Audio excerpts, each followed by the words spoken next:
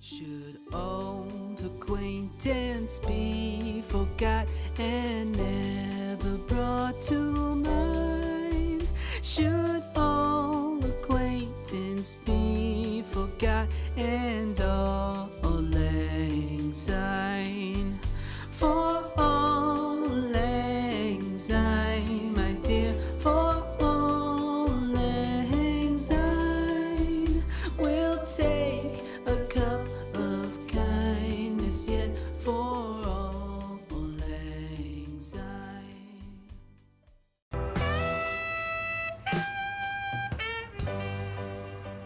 Hi, I'm Jeff. This is Tropical Plants at 53 degrees north, and a happy new 2021 to everybody out there in the plant world. So today it's another kind of news video. We've got one or two things, well probably half a dozen things actually, to discuss that's been going on over the last week. And we're going to start off with a greenhouse rookie error which I've made, unfortunately, but at least I've caught it before it's too late. So let's jump in. And we are in. Okay, so we're going to talk about begonias for a very, very short time. And I did mention this on the last kind of news update that we did. I talked about, not begonias for a second, we talked about calerias, and I just want to point out how big that's grown just in the last week since I filmed that last video. So this is definitely going to bloom very soon. But begonias, that's what we're talking about. So yeah, a couple of these did struggle. This whitey eye is really struggling here. I think it's whitey eye, isn't it? Yes, it is. It has got a couple of new growths there, and this paint you can see on my hand, obviously. This is what everybody does on New Year's Eve, they paint bedrooms.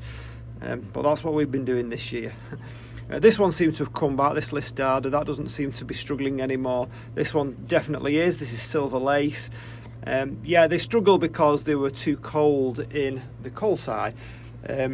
Same thing happened with my luxurians. That seems to have recovered now. Now, I know I've talked about this on the last video, but there is a reason behind it. And I mentioned this Gryphon in the corner because this kind of shows you dangers of jumping to conclusions without actually trying it out for yourself or delving any deeper into it. And by the way, you can see I've got a little bit of that mylar film on the back there. I must admit, it's not the easiest thing to work with, especially behind plants. It's very, very thin and flimsy, and it might be highly reflective, but it's not an easy thing to put up. Just pretty much like the bubble wrap, it's not an easy thing to maul about with. So how much I'll use it, I don't know. I just thought I'd give it a go. It wasn't that expensive anyway. So anyway, we're talking about this Gryphon. So the problem was, over in the cool side, it kept developing these yellowing leaves. And because I'd already moved a couple of the other begonias through the same thing, the same issue, I just kind of jumped to the conclusion that, yeah, begonia is struggling with the temperatures, let's get it over into the warmer side. However, what kept happening was the leaves kept yellowing and I kept pulling them off. And I came in here a few days ago and I just was noticing that not only were the leaves yellowing, but even the younger ones down here were beginning to look quite droopy. So I'm thinking, what the heck is going on with this plant? Why is it struggling so much now that it's at 18 degrees Celsius? And for the first time, I mean, obviously I picked it up when I brought it in, but for the first time I actually picked it up and really studied the pot. Now, it's totally my fault, complete rookie error. The excuse is that as these things get more and more bushy, and as you get more and more plants in your greenhouse, it's more difficult to reach over and pick them up. And really, this is what I should have done. However, I think I've caught it in time. I reached over, picked it up, and you know what the problem was? It was too dry. Not simply a case of underwatering it for once. The reason was, and I'm sure some of you are familiar with this, very common mistake really, especially when you've got pots, plants in pots that are outside in the sun. If it gets too dry, the compost shrinks away from the pot. Now we've got here quite a big, sizable plant in quite a small pot. If you look how thick those stems are, it's really due a repot. It's quite a small pot.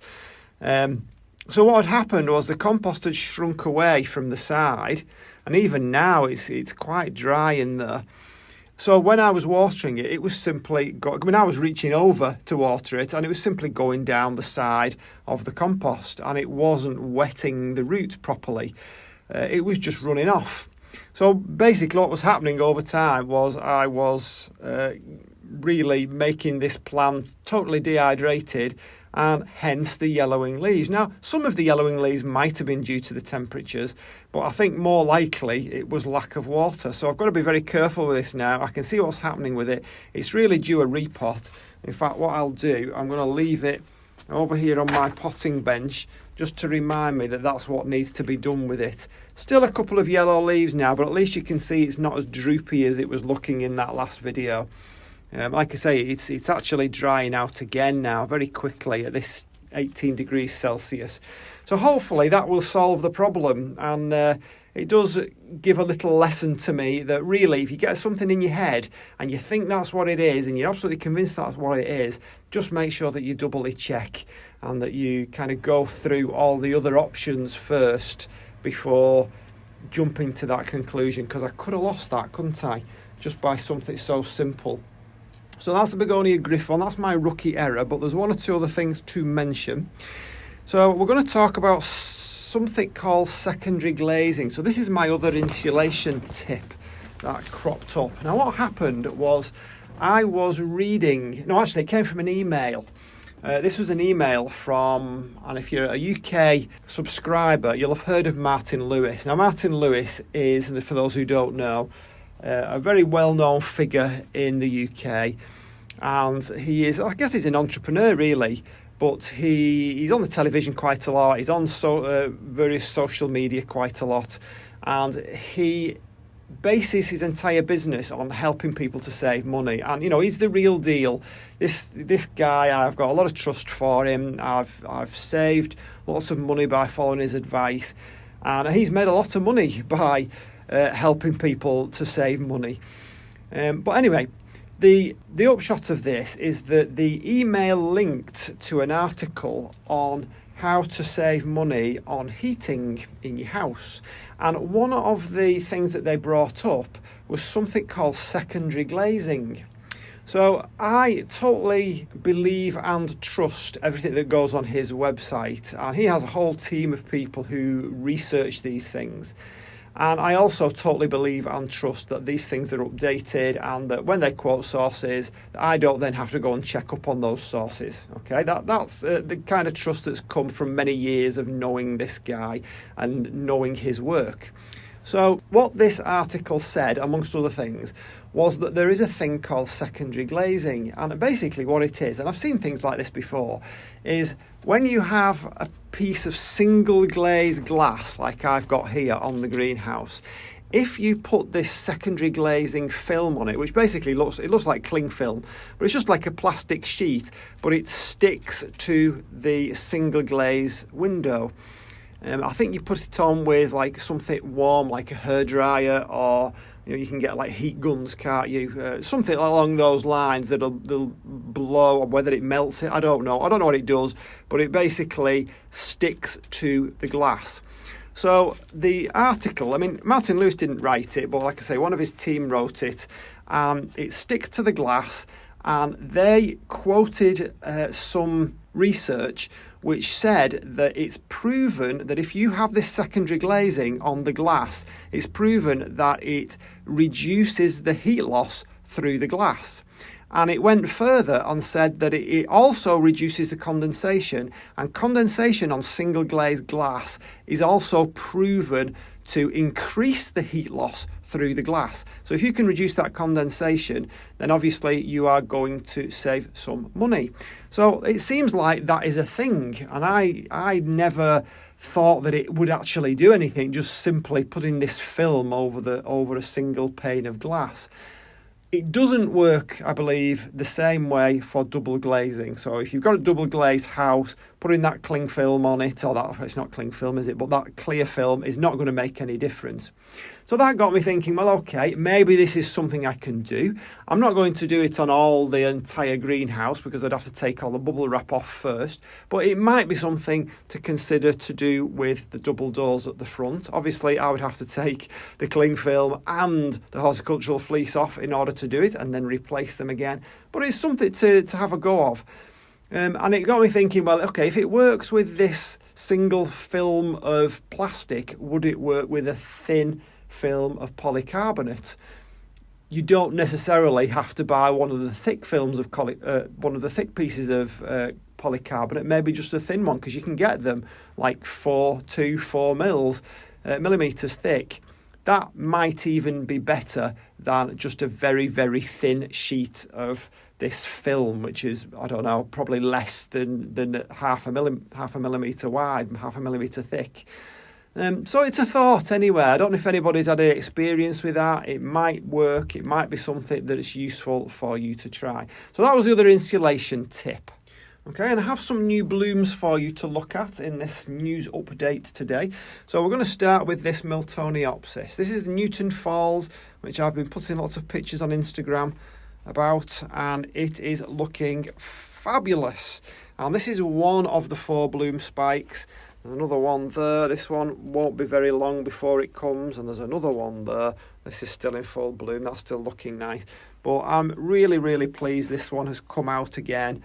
And we only had the one blasted bud there. We made that little caterpillar in. So I'm very pleased with that.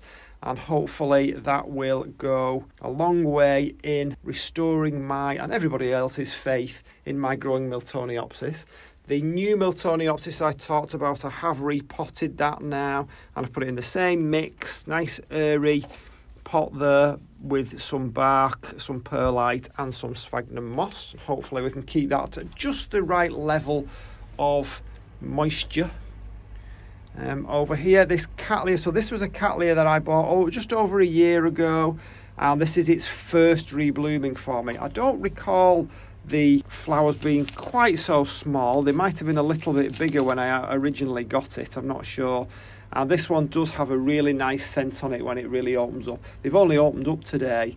And when I actually came in before, that whole plant was lying on the floor. And it's really miraculous that it hasn't seemed to be, or it doesn't seem to be any worse the worse for it. It could have knocked leaves off, blooms off, but it didn't. It just seemed to take a little tumble, and it seems quite happy for that. So it's just getting top heavy. It's just kind of leaning over, as you can see on one side.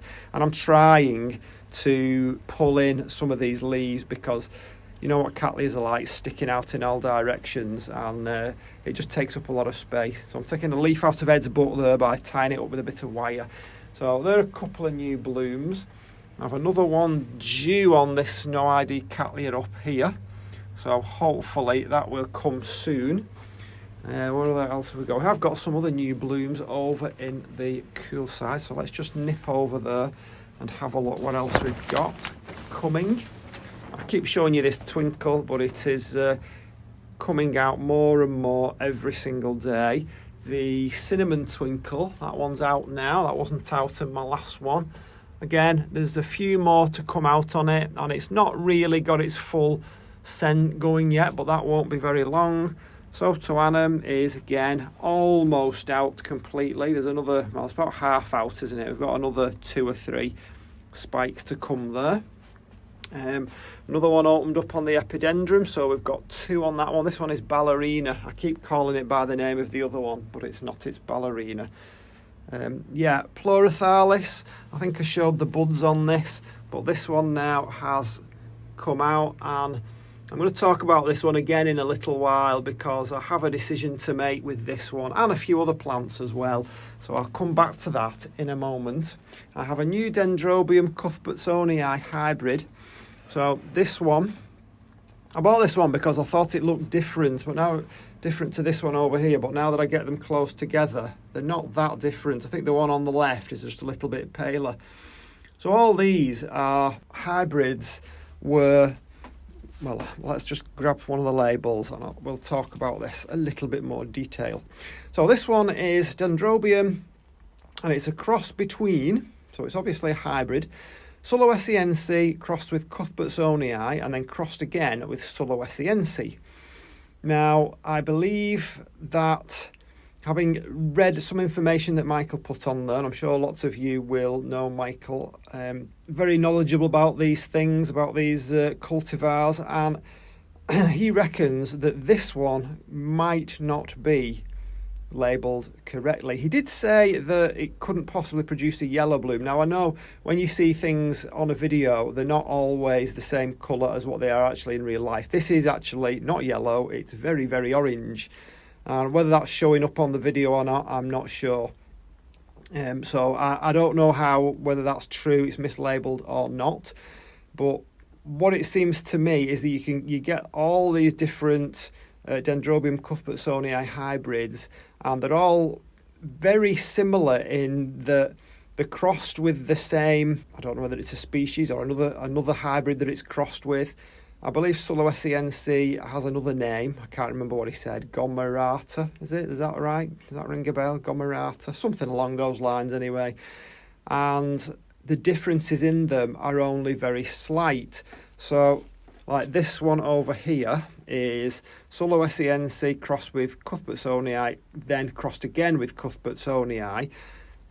Whereas this one over here is just Sulawesiense crossed with cuthbertsonii. But when you look at the difference in the blooms, it's only ever so slight. I would say the one on the right is just a little bit more of a vivid pink in the centre. I mean, again, it could be the age of the bloom. I mean, there really isn't much difference, and really I shouldn't have bought it, should I? I should have spent a little bit more time being absolutely certain that it was a different one. But on the photograph, it looked completely different. But anyway, I've got three now. I've got three Dendrobium cuthbertsonii hybrids, and they're all very nice. And as I say, so far I haven't killed them, but it's still very early days. And if something like this, they can bloom for up to a year, then that's going to be pretty good value. If anybody caught my video on Streptocarpus tidy up, you can see they're all done now. They're all looking nice and green. We've got rid of all the yellow leaves. We've restarted a few of them. We've tidied them up. I've not fed them yet. I'm going to wait until they come into growth a little bit more, maybe late February, March. I did leave blooms on a couple of these crystal ice varieties just to give me a little bit longer with the blooms. And I have done the same with the ones down there as well. There may be a couple more that still need a little bit of a tidy up.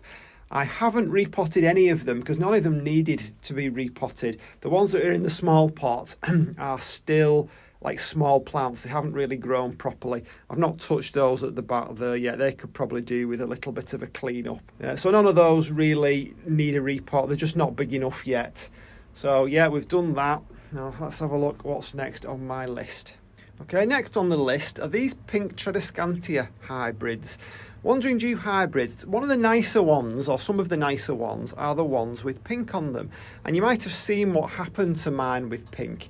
We had, and I'll just nip back through here, I had one called Maiden's Blush.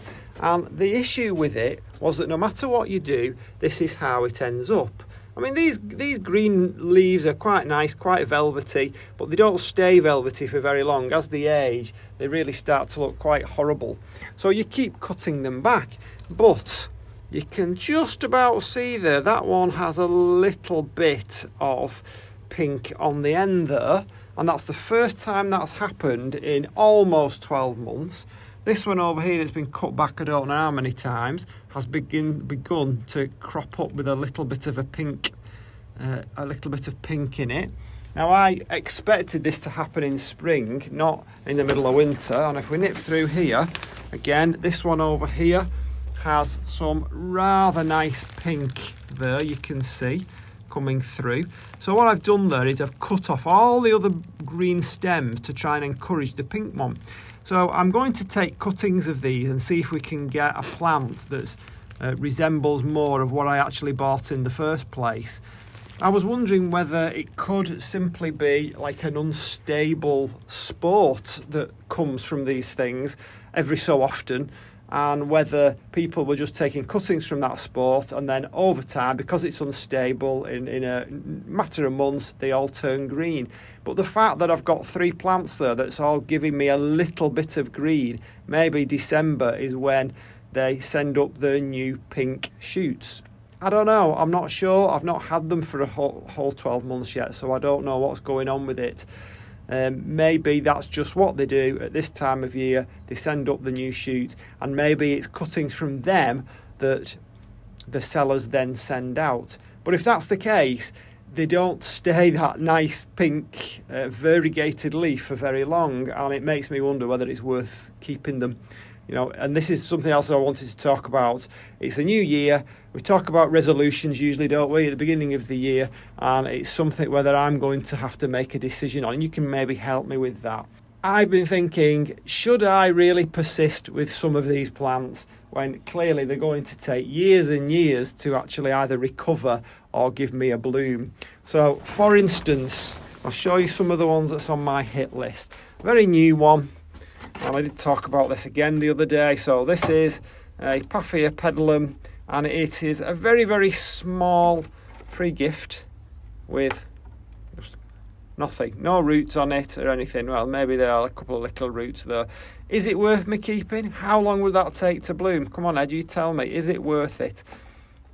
Maybe it was a joke. I don't know, but I thought it was a nice touch him sending me something like this, but I don't know. I have no idea how long Paphia pedalums take to bloom. I haven't looked. But would something like that take years? Well, if it does, I'm really reluctant to put any effort into it. Is it worth the while? I have another one over here. This is a seedling, again, purchased before I knew what I was doing with these things. Some people may say I still don't know what I'm doing with them. So this was a Dendrobium Parthenon. Oh, that's it. I couldn't quite see the eye, the rim there. Dendrobium Parthenium, and it does have roots on it. It does have a couple of leaves, but realistically, how long is it going to take to bloom? Is it worth the space and the amount of time it takes me to water it? So that's 2 on the hit list. Another one is the Stardust Firebird there. Again, is it worth persisting with the sticks? And I have another little Miltoniopsis here. Is that worth the while? Should I just chuck it and not bother, and rather than spend my time looking after it and trying to coax it back to life, would it be better to bin it off and just, I could buy one plant that would give me some blooms and have more time to spend on the plants that are worthwhile? So that's a couple that are definitely on my hit list. I've got Dendrobium Sarnoctile and Black there that I've persisted with for probably about 18 months now. It might not be so long. I'm rubbish with times. It could be just over 12 months, possibly. We've had a couple of blooms on it, but it's not looking like it's going to give me any more. And moving on, we mentioned the Pleurothallis, didn't we? And I've made a video about this before. Again, I've seen some reasonably nice ones, but again, this one, is that a plant worth keeping? I mean, you look at the blooms, for me anyway, I'm distinctly unimpressed with them. I know they're a little bit weird, but they're not really show-stopping blooms, are they? Well, they're not for my money.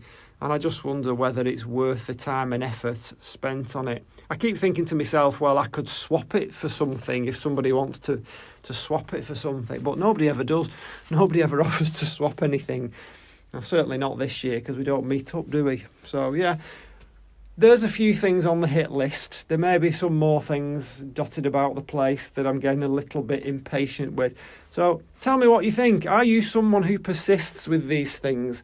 Would you say to me that, yeah, it's going to be worthwhile in the end, stick with it, they will eventually recover and bloom? Or are you one of these that would just say, look, bin it off, life's too short, buy something that's the right size and in the right health and try and keep it that way rather than trying to coax something back to life?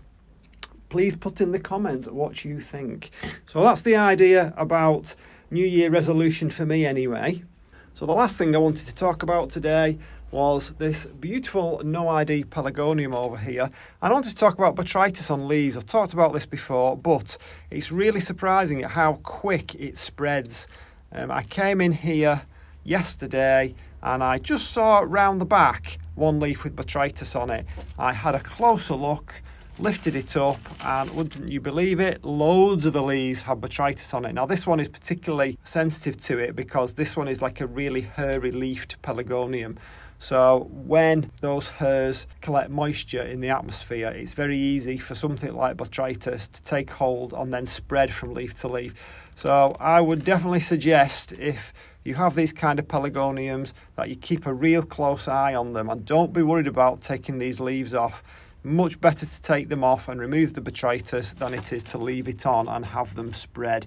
You can see as soon as they start to get a little kind of dusty towards the edge of the leaf, that tells you that botrytis probably isn't too far away. As I say, they really do start to sprout some new leaves very quickly, and I mean that's a lovely little display to have in the, well, it's not the middle of December now, is it? It's the beginning of January. So that's my last tip for today. Okay, so that was a little bit rushed because my dinner's ready. Oh, the lifestyle of the filmmaker, eh? So we'll leave it at that. I'll leave you on these lovely blooms, and for now I'll see you on the next one. Bye.